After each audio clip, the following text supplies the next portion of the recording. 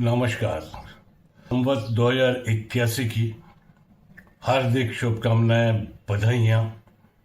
आपका अगला साल और उसके बाद आने वाले सारे साल आपके लिए बेहद शुभ हों और आपका वेल्थ बढ़ाने वाले हों। दिवाली अच्छाई की विजय का प्रतीक है। आपको ग्रीड और फियर यानी भय और मोह से मुक्ति मिले, ईगो से मुक्ति मिले। अब यहाँ पर ईगो की बातें क्यों हैं?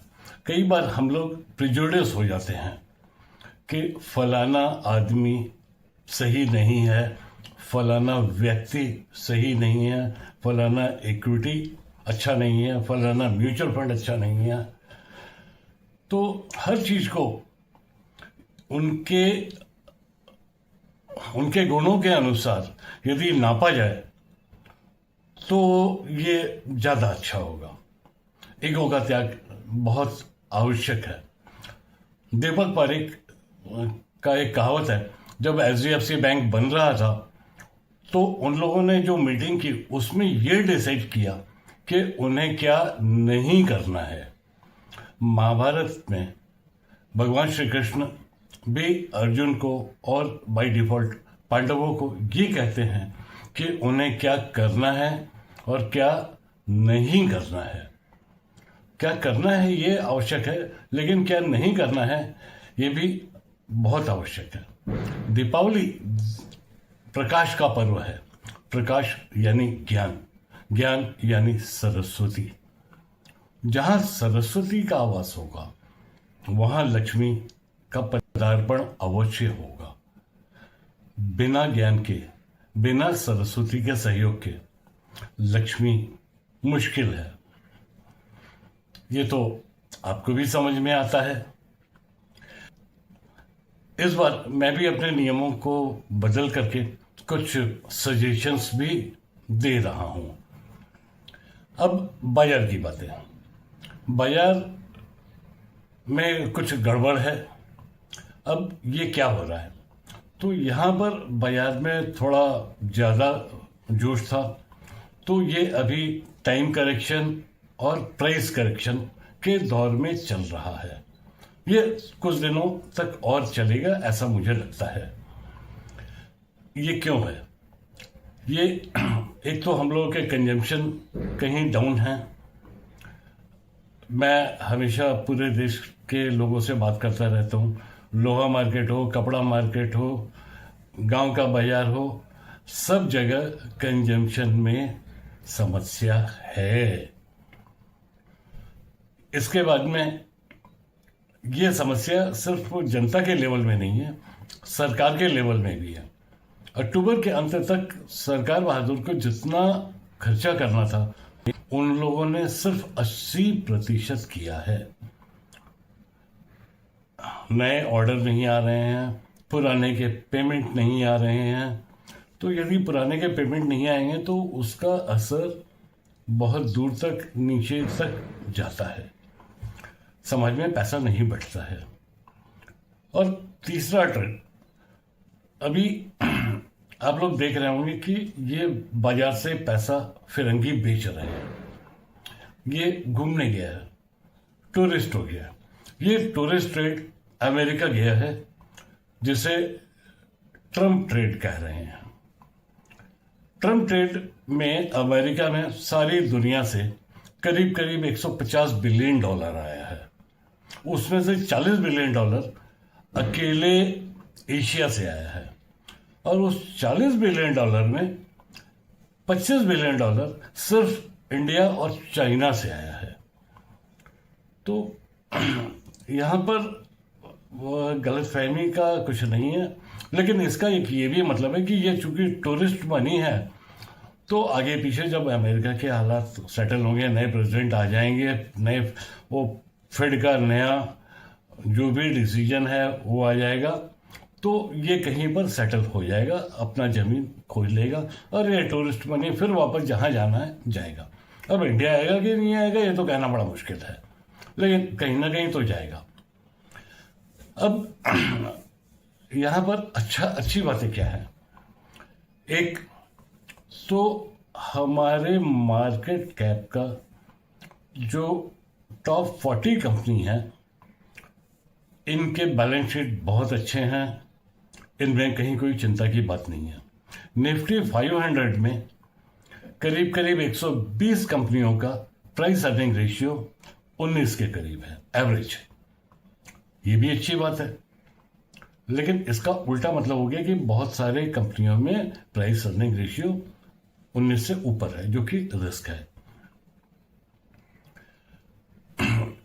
ये कुछ एक क्वार्टर से बैलेंस शीट अच्छे नहीं आ रहे थे, लेकिन गोइंग फॉरवर्ड मुझे लगता है ये बैलेंस शीट भी अच्छे आने लगेंगे। अब यहाँ पर जो बाजार बढ़ा है, तो प्रोमोटर हो, पी फंड हो, वेंचर कैपिटल हो, ये सब लोग, फिरंगी हो, ये सब लोगों ने प्राइस हाइक का फायदा उठाया और इन सब लोगों ने अच्छा खासा बेचा। करीब करीब 1 लाख करोड़ का आईपीओ आ जाएगा मार्च तक। ये बाजार में सप्लाई बढ़ाएगा, यानी बाजार को थोड़ा प्रेशर देगा। इनमें बहुत अच्छी कंपनियां भी होंगी और कुछ नॉट सो गुड कंपनियां भी होंगी। अब भारत से करीब करीब अभी तक $12 बिलियन निकला है, जिसका प्राइस इम्पैक्ट तकरीबन 5% है। मॉर्गन स्टैनली के अनुसार करीब करीब $15 बिलियन भारत से निकलना चाहिए। अब यदि इसका डबल भी निकल जाए तो 5% के बदले 10% का फॉल आएगा। लेकिन अभी तक का जो ट्रेंड है उसके हिसाब से अच्छे शेयरों में इम्पैक्ट नहीं होगा। जो अच्छे शेयर नहीं हैं, जिनके बैलेंस शीट थोड़े कमजोर हैं, उनमें इम्पैक्ट ज़्यादा आएगा।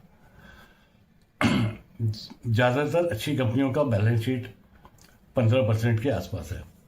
अब इसे समझने के लिए हम लोग का जीडीपी 6% से ग्रो कर रहा है, हम लोगों के यहाँ इन्फ्लेशन एवरेज 6% का है, यानी कोई कंपनी कोई खास नहीं करे और खराब ना करे तो 12% का तो ग्रोथ आ ही जाएगा। और जो अच्छी कंपनियां होंगी वो 12 से ऊपर का ग्रोथ दिखला देंगी। तो यहाँ पर कोई सीन बहुत ज़्यादा खराब नहीं है। आप लोगों को एक समस्या और है, आप लोग मार्च 2020 के हिसाब से अपने प्राइसेस को देखते हैं, वो नहीं देखने का है। आप सितंबर 20 से देखें, सितंबर 19 से देखें, तो एवरेज ग्रोथ रेट इंडेक्स का 15-16% आता है, विच इज नॉर्मल। अब बातें चाइना की। शी जिनपिंग ने अपना जो वहाँ पर थोड़ा सा दादागिरी दिखाया, उसके कारण चाइना का इकोनॉमी 14 साल से बनवास में है। 14 साल से इकोनॉमी बनवास में है तो मार्केट भी अच्छा नहीं हुआ। वहाँ के मार्केट में पर ईयर सिर्फ 1% का ग्रोथ रेट आया, सिर्फ 1%। अब उन्होंने एक स्टिमुलस दिया है जो कि उनके जीडीपी का तकरीबन 4% है। उसकी वजह से चाइना में इकोनॉमिकल एक्टिविटी बहुत इम्प्रूव की है और बाजार के भाव भी बहुत इम्प्रूव किए हैं। और इसका चाइना की इकोनॉमी यदि आगे बढ़ती है तो उसका असर सारी दुनिया को पर पड़ेगा, सबको अच्छा लगेगा। बाजार कुछ दिनों तक और ऐसे ऊपर नीचे होगा, लेकिन गोइंग फॉरवर्ड 5 साल के टर्म में देखें, 3 साल के टर्म में देखें, मुझे बाजार बहुत अच्छा लगता है। अच्छे शेयरों में 4 साल 5 साल में पैसा डबल होगा, कोई फिक्र की बात नहीं है।